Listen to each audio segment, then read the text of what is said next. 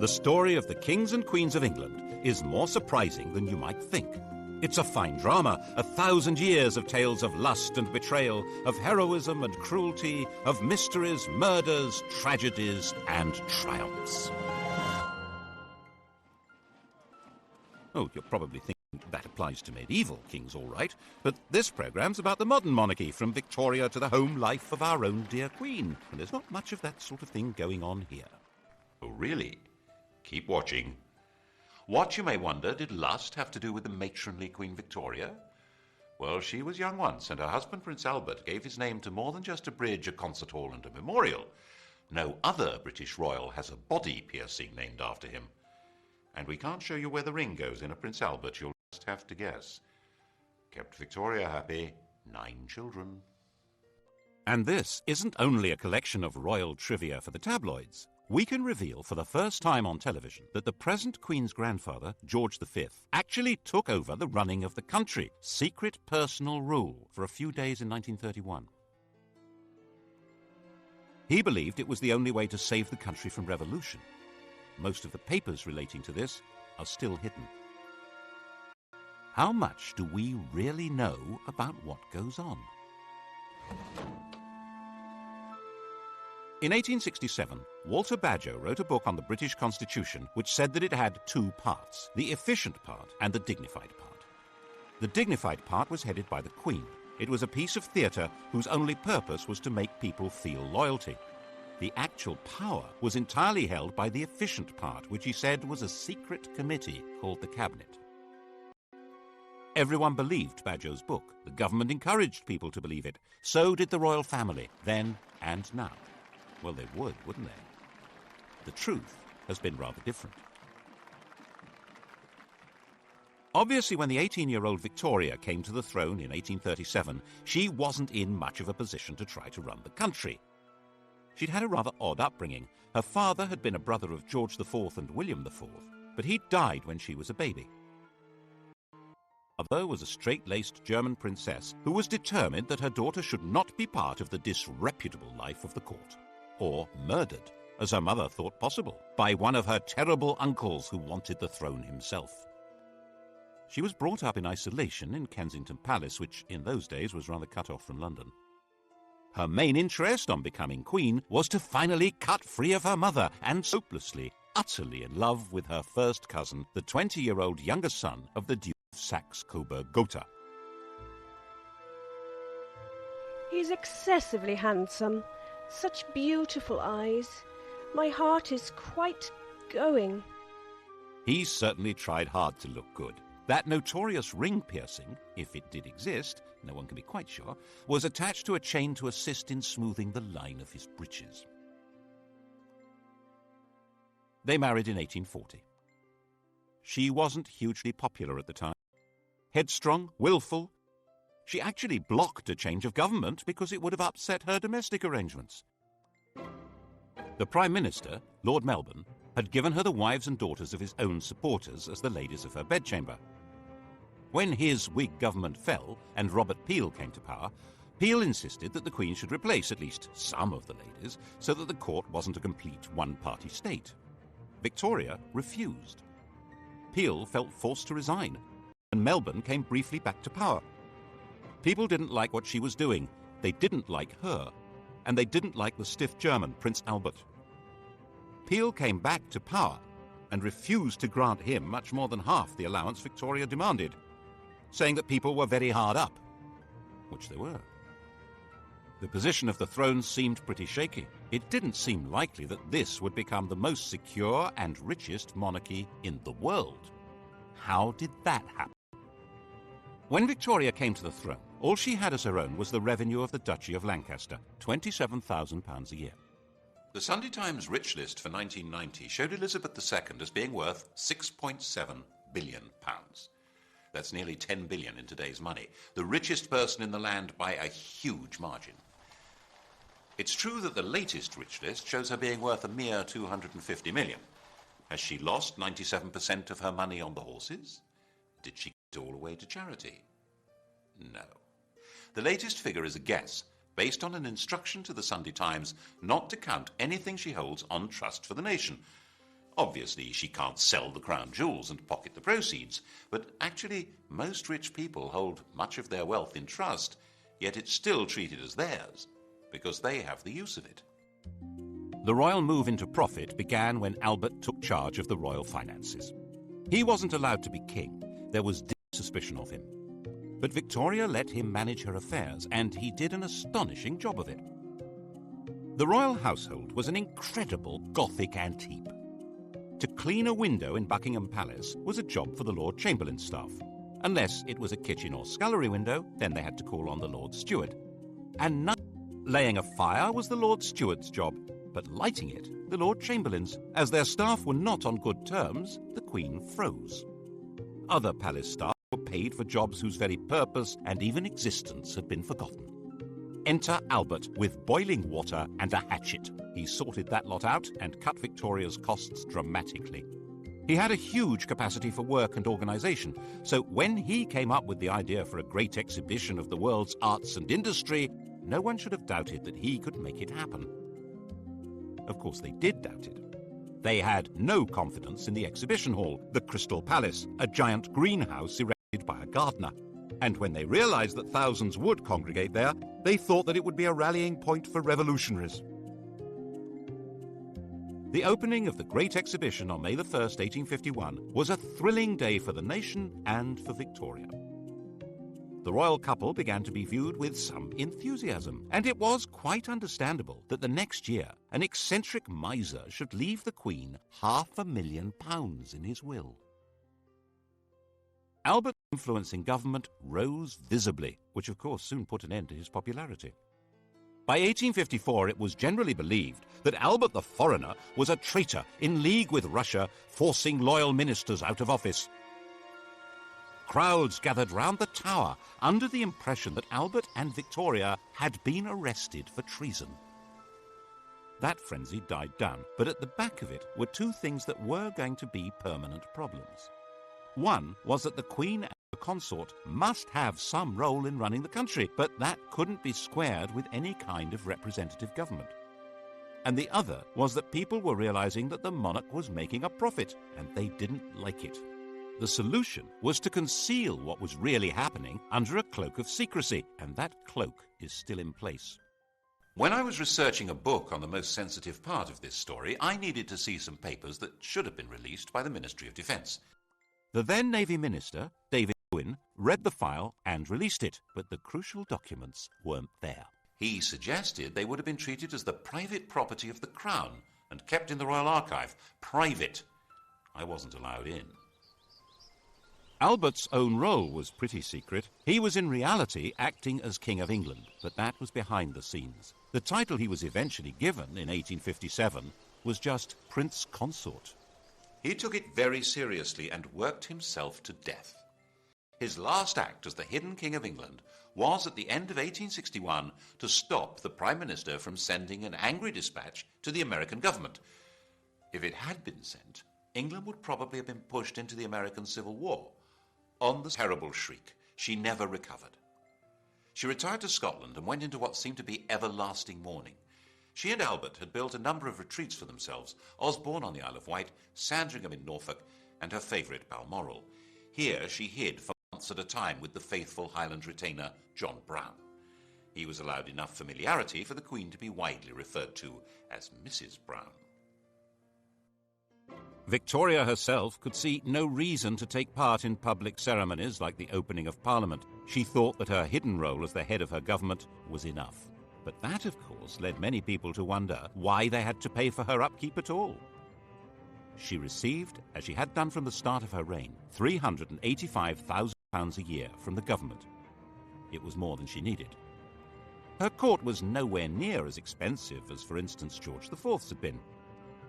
And without her being visible, many people could see no point in her having this money. By the 1870s, there was a strong Republican movement expressing itself in newspapers, large public meetings, and in Parliament. The nature of the country was changing dramatically. New industrial cities were darkening the landscape with smoke and soot. A new kind of society was formed, a society of factory workers and low-paid artisans, of builders and miners and metal workers. These were people outside the political world, with no natural attachments to traditional political structures. And there were a lot of them. The anti-royalist head of steam built up every time Parliament was asked for extra grants to Victoria's children when they came of age or married. But in fact, it was very probably these children who saved her throne. No British statesman wanted to see the royal family given its marching orders when their marriages offered such a useful back door into the chancelleries of Europe. Victoria's eldest daughter was married to the heir to the Kaiser of the new German Empire and was a strong and useful influence on her husband and a thorn in Bismarck's flesh. The heir to the British throne, Albert Edward, had married Alexandra, daughter of the King of Denmark and sister of the King of Greece. The Greek crown had actually been offered to another of Victoria's sons, Alfred. The Greeks had sacked their own king and held a national vote on who should get the throne. 95% of them voted for Alfred, who was at the time an 18-year-old midshipman in the Royal Navy.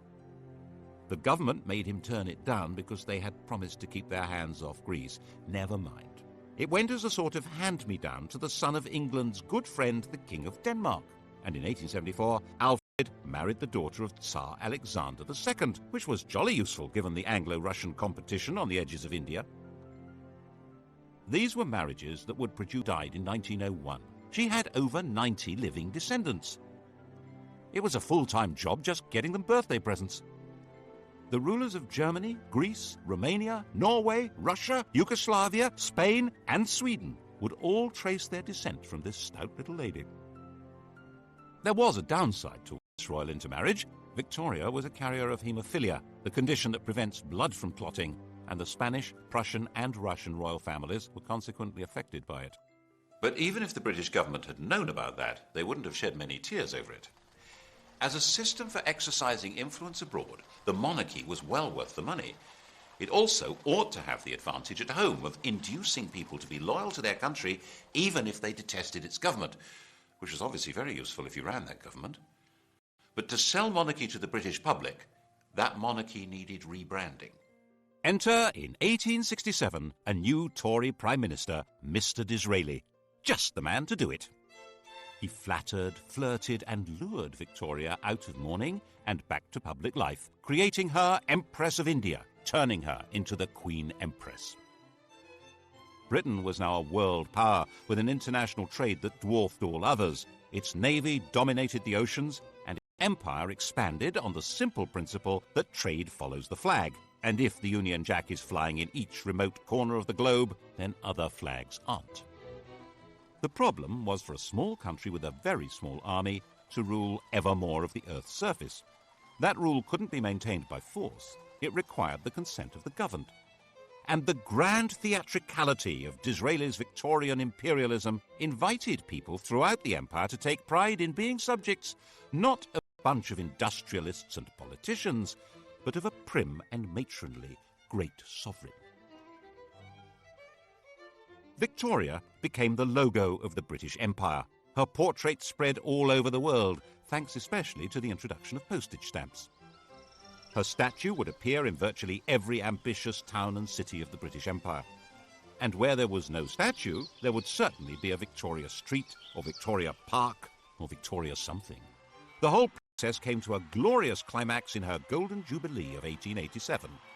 The great processions in London of representatives of her dominions were followed by an eruption of ugly public halls, clock towers, fountains and statues, disfiguring public spaces over about a quarter of the planet.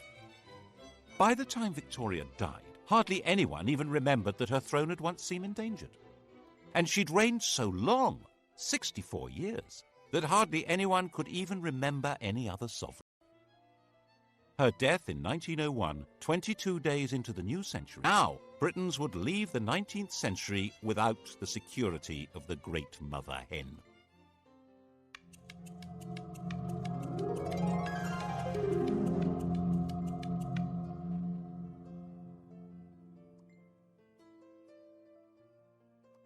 Victoria would cast a long shadow. Elizabeth II, coming to the throne 51 years later, would be the first of her successors who had no personal memory of her. Her oldest son, Albert Edward, the new King Edward VII, was already 59 years old. The funeral of the Queen Empress and Edward's coronation involved a huge invention of traditions and ceremonies. And in this atmosphere, it's not surprising that Edward was granted an annual allowance even greater than Victoria's. A few voices said that it was unnecessary for the king to have as big an income as Andrew Carnegie, the Bill Gates of his day, but no one took much notice.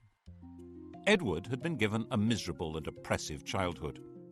Victoria had measured him by the impossible yardstick of her hero worship of the perfect man, his father. Naturally, young Bertie had rebelled. Of course, his first visit to a prostitute shocked his parents deeply. It happened to be followed by Albert's fatal illness, which Victoria had inevitably blamed on her wicked son. She had arranged marriage shortly afterwards in the hope that domestic discipline would rein him in. Princess Alex of Denmark was beautiful, but she was also deaf and dull company. With nothing much else to do, Bertie had become the living epitome of the life of the Belle Époque, a life of champagne drinking, cigar smoking, horse racing, gambling and entertaining showgirls and pretty married ladies. He was naturally drawn to the company of outsiders, not just shady characters, but Jews and Catholics, bankers and foreigners, and he was outspokenly outraged by the casual racism of the empire. Because a man has a black face and a different religion than our own, there is no reason why he should be treated as a brute. He sat on a commission on working-class housing and even invited a member of the working class to stay at Sandringham. Admittedly, the man in question was an MP and a fellow member of the commission, and he had to eat in his bedroom because he didn't have the right clothes to come down to dinner. But still... By the time Edward came to the throne, he was a big, fat old man with a social conscience and a comforting mistress, Alice Keppel, who understood him perfectly. Edward saw himself as something like a nursery rhyme monarch, magnificent and jolly, caring and helpful. In 1903, completely ignoring his government, he went to France and started negotiations for a treaty that would become the Entente Cordiale, isolating Germany. He detested, which guaranteed that if Germany attacked France, Britain would go to war. So that's what happened in 1914. He determinedly resisted any increase in democracy in Britain and was a firm opponent of votes for women. The crunch over his reactionary views came when Lloyd George planned to introduce old age pensions in 1909. To raise the cash, there would have to be new taxes on income. The Tory majority in the House of Lords voted down what was called the People's Budget, and when the Liberal government drew up legislation to take that power away from the Lords, they voted that down too, obviously. So the Prime Minister told the King he needed to create about 250 new peers to swing the vote. Edward was not enthusiastic. Would he actually defy the government? In May 1910, in the middle of the battle, he died. In 1910, Edward's 44-year-old son George inherited the throne.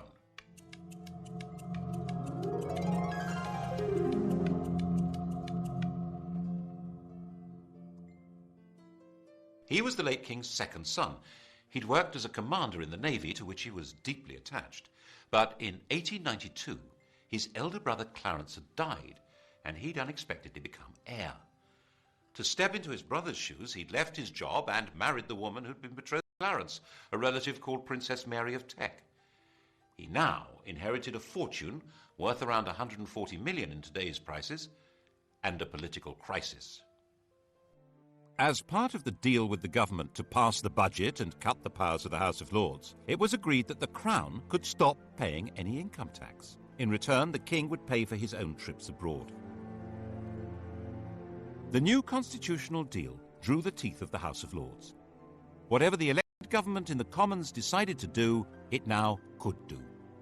The only possible break on its power was now the King, and the question was, of course, whether he would ever exercise it, and what would happen if he tried. At first, the Crown was too weak to try. When war began with Germany in 1914, George was seen, naturally enough, as a German, which he was. He kept a bit quiet about his courtesy titles of Field Marshal General of the Prussian Army and Admiral of the Imperial German Navy. To make himself seem more British and therefore more secure, In July 1917, George felt forced to change his family name from Saxe-Coburg-Gotha to Windsor and stop being a German prince and Duke of Saxony. Revolution was a real danger. Cousin Nicky, the Tsar of Russia, was deposed in February 19 agreed to it.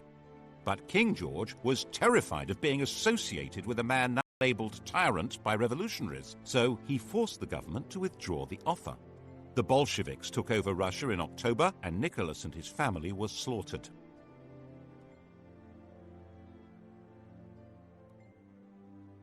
To protect the king's reputation, it was put about that Lloyd George had refused to rescue them, despite the king's pleading.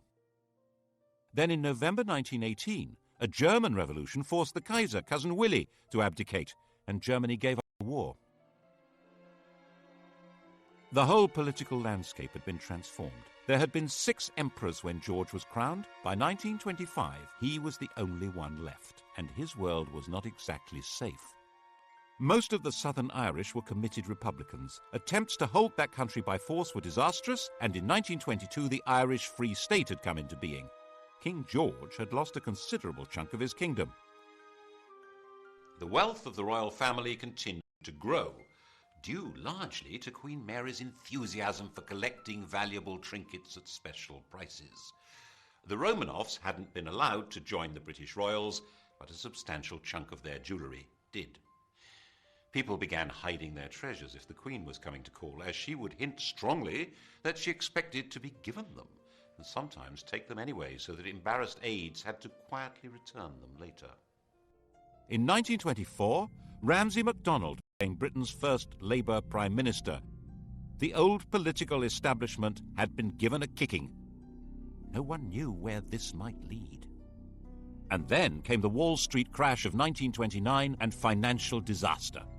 The government needed huge loans, which were conditional on cuts in unemployment benefit and the pay of public servants and the armed forces. The Labour cabinet wouldn't do it, and MacDonald went to the King to resign. George was pretty sure this was a decisive moment. If these harsh policies were forced through by Conservatives, class war would probably break out. Everything, including himself, might very well be swept away. So he refused to accept the resignation.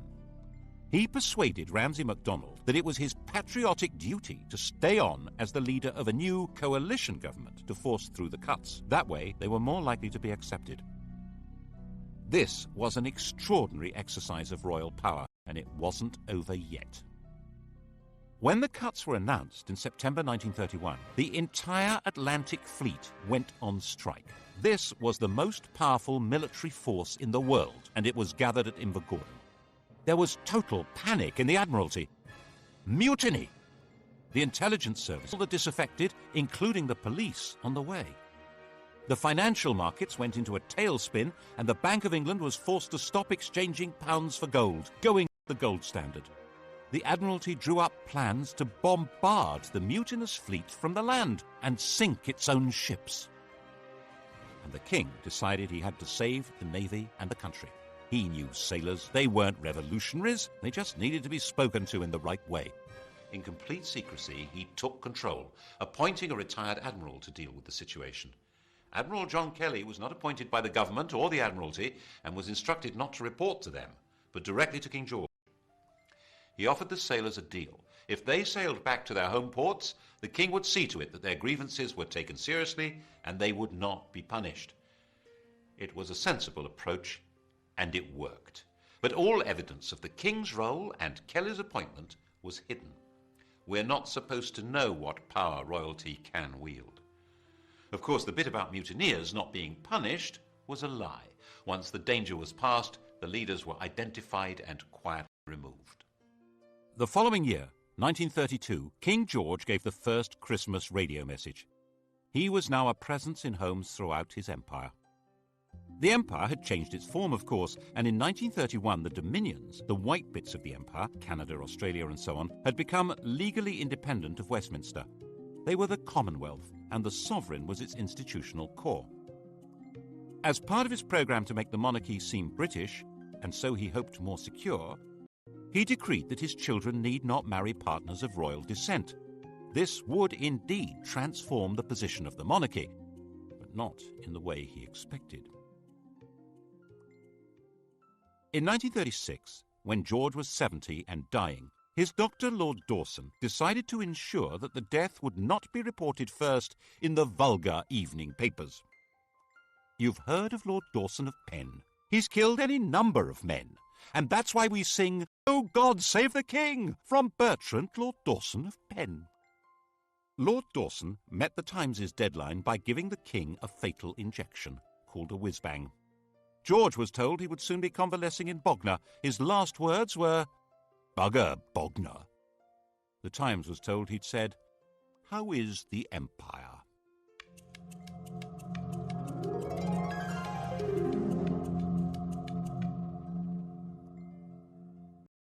His successor, his son Edward, was 38, the poorly educated child of rather dysfunctional parents. The Queen had been completely distant, and King George famously said, "My father was frightened of his father, I was frightened of my father." Edward had escaped by travelling widely, and as the world's most eligible bachelor enjoyed affairs with a number of married women, culminating in the love of his life, the twice-married, elegant American Wallis Simpson. At the time of Edward's succession, the affair was in full swing, and her husband had resigned himself to a divorce. The British press completely censored the whole subject, while the rest of the world was fascinated by it. Edward insisted that he was going to marry Wallis and make her queen. The Prime Minister and the Archbishop of Canterbury said the country wouldn't stand for it. Were they right? Probably not. Edward was actually pretty popular. He wanted to go on the radio and appeal to the nation, but he wasn't allowed to do that. He was told it was unconstitutional. Without a written document, the Constitution is what the government can get away with. They had their reasons. These went beyond the court gossip that Wallis was said to be a lesbian, or a man, engaged in a sadomasochistic relationship with Edward. The crucial issue wasn't even that the head of the church shouldn't marry a divorcee, or that secret investigators had reported that Wallis Simpson had 2 other lovers, a car salesman and an Irish peer. The real reason only came to light in 2002. Secret documents show that the FBI told the British government that Wallis had another lover, the German ambassador von Ribbentrop. In fact, the FBI said she was a Nazi agent. That was why the government insisted Edward must give her up to keep the throne. Edward chose love rather than the crown. He abdicated and took Mrs. Simpson to live in France. The coronation went ahead, but with his brother Albert sitting on the throne.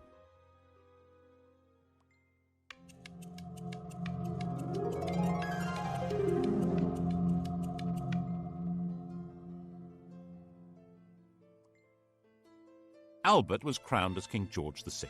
He was 18 months younger than Edward and completely lacked his brother's social grace. He stammered, he was shy, but at least he was safely married to Elizabeth Bowes-Lyon, the daughter of a minor Scottish aristocrat, the first royal to legally marry a commoner since Henry VIII.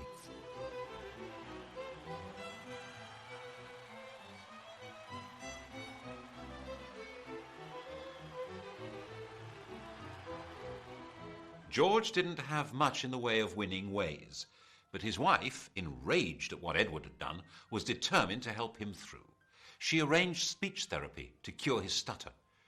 But when war with Germany began in 1939, they were not seen as a rallying point for patriotic fervour, especially as they had publicly supported Neville Chamberlain's appeasement of Hitler. George VI and Queen Elizabeth, that's the woman we remember as Elizabeth the Queen Mother, refused to allow themselves any doubt as to the outcome of the Second World War. When Buckingham Palace was bombed, the Queen said she was glad. It meant she could look the East End in the face. At least it meant the royal couple wouldn't be booed anymore when they visited other people's bombed-out homes. Actually, while they spent their days in London, they retreated for the night to Windsor, which was considerably safer. Nevertheless, they did have one really narrow escape. As the war went on, the royal couple became more and more identified with Churchill as the spirit of Britain, dogged in their determination to see Nazism defeated. When the victory celebrations came in 1945, it seemed natural that they should revolve around Buckingham Palace. By the time of his premature death from smoking in 1952, this shy country gentleman and his queen had gone a very long way to restoring the monarchy to its central place in British life. It had vanished virtually everywhere else. There had been 16 monarchies on the continent of Europe when Victoria died. Now there was only Sweden. Monarchs were restored to Belgium, Holland, Norway and Denmark, but as a pale shadow of the old European royalty.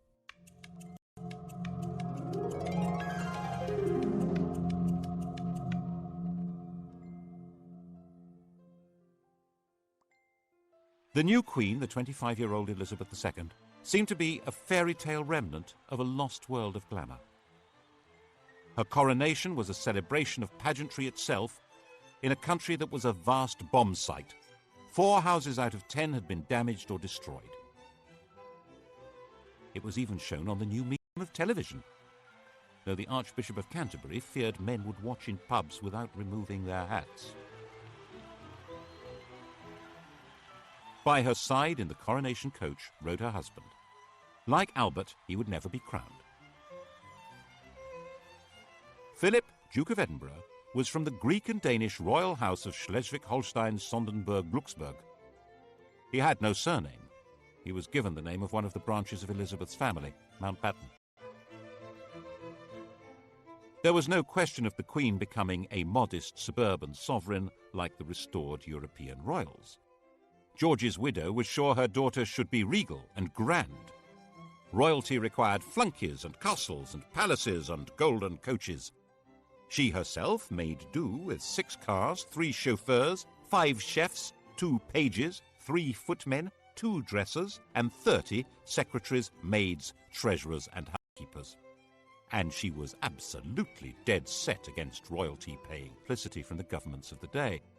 In 1947, when Labour came to power, amid all the nationalisations and the class war declarations of "we are the masters now," had come an agreement that the government would take over the cost of running Buckingham Palace.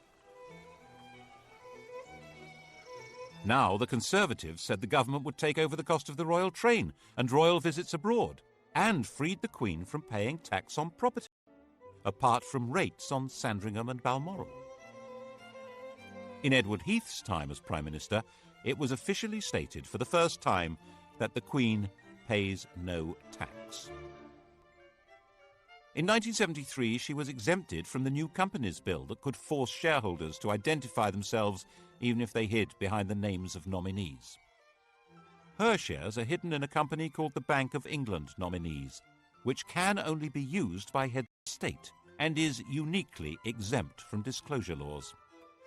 And in 1965, when a Labour government introduced capital gains tax, they declared that the Queen is exempt. Under these arrangements, immense and unknowable riches were built up. She has, for example, 600 works by Leonardo da Vinci. We're told these riches are not really hers because she's not free to sell them. But most of the royal collection is never publicly displayed. Why? Whose interest is being served?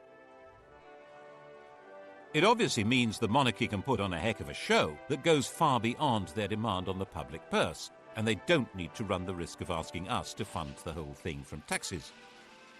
We each contribute 61 pence a year at the last count. That money, just over £36 million, is not enough to put on the grand regal show which the British monarchy seems to be about. Certainly, for a very long time it was simply not permitted to suggest that the monarchy should be anything less than grand.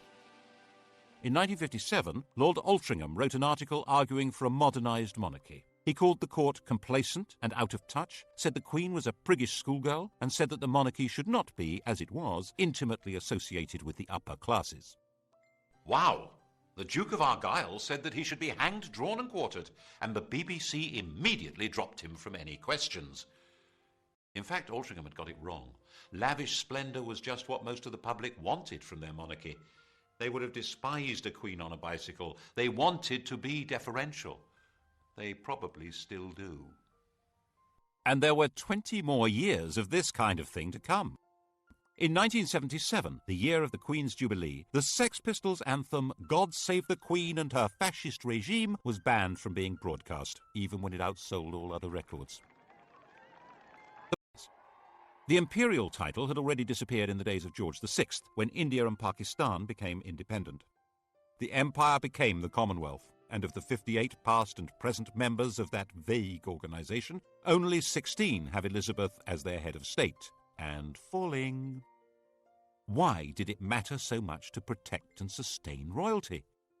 Partly, perhaps, it's more to do with the Queen herself than the institution of monarchy. Elizabeth I, Victoria, Elizabeth II, the rule of elderly matriarchs seems to be particularly proper to the English. And it may provide important social glue. As the population of Britain became more heterogeneous, with substantial immigration from Commonwealth countries by people who feel excluded from political life and often from the legitimate economy, perhaps there was a hope that the Queen would be a focus of patriotic attachment. After all, she's the linchpin of the Commonwealth, its graciously enthusiastic figurehead.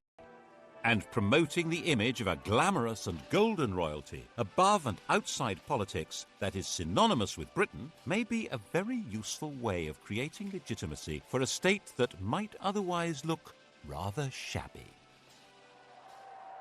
The last great moment of this Mrs. Camilla Parker Bowles, Alice Keppel's great-granddaughter. Diana said that on the honeymoon he was more interested in reading 8 books by Laurens van der Post than in her, and he wore Charles Camilla cufflinks. And when she became distressed, she felt strongly that the royal family turned against her. In 1992, it all blew apart in what the Queen called her annus horribilis. Her second son, Andrew, separated from his wife Sarah Ferguson, who was pictured topless being kissed by her financial advisor. Her daughter, Princess Anne, divorced Captain Mark Phillips. Charles and Diana split up, with spectacular accusations being made in the press and on television. And Windsor Castle caught fire. That was when the ground really began to shift. At least when it was explained that the £40 million repair bill would be paid by the public.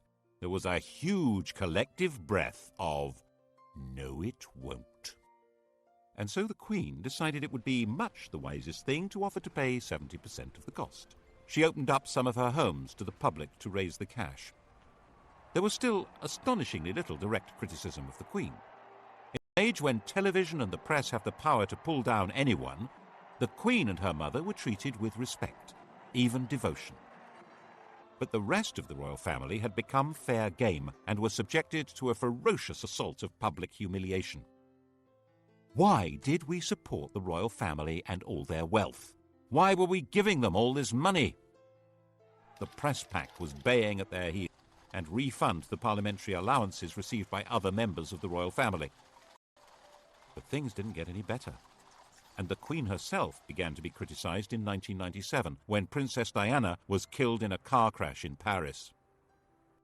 We all remember the shock and horror and the debate about the lack of public reaction by the senior members of the royal family. There was a widespread feeling that at that moment they were not in fact part of the nation. Was the programme started by George V of integrating the monarchy into the life of the nation coming unravelled? Instead of the monarch playing the role of warning and advising the Prime Minister, which is supposed to be her constitutional role, the Prime Minister warned and advised the sovereign to take public action. She had to be seen to grieve, or the monarchy itself might be in danger. And now we wait to see what happens next. The heir to the throne and his mistress are forever tainted with the image of the princess that was publicly destroyed. The Queen is an old lady, with a reign that begins to rival Victoria's in length. Can anyone be certain that the country would accept her son as king? There's always been a bargain at the heart of monarchy in this country. The monarch has always been dependent on the people. That bargain has been the key to survival. It began when William the Conqueror realised that he and his friends couldn't actually run a country where they didn't speak the language, or know the laws, traditions, or even the geography. It was restated in a series of crises in which monarchs who tried to rule without consent were simply dumped. Matilda, Jane Grey, Richard Cromwell, James II. And to give that consent, people need to feel that the sovereign is entitled to be there and respects laws even though no court can enforce them. Laws which today probably include having to pay tax. Partly, of course, the institution is sustained by the character of the Queen herself. Faced with enormous pressures and a job from which there is no possibility of rest, she has retained a calm resilience and exquisite constitutional carefulness which guarantees her a respectful place in history. Then what? The British monarchy is certainly a great addition to the gaiety of nations. Partly as a soap opera, partly as a walking, talking anachronism that makes other heads of state visibly uneasy. But it does come at a price. And whether the price is too high for the continued survival of this most extraordinary form of government, well, that, of course, will be the surprise ending.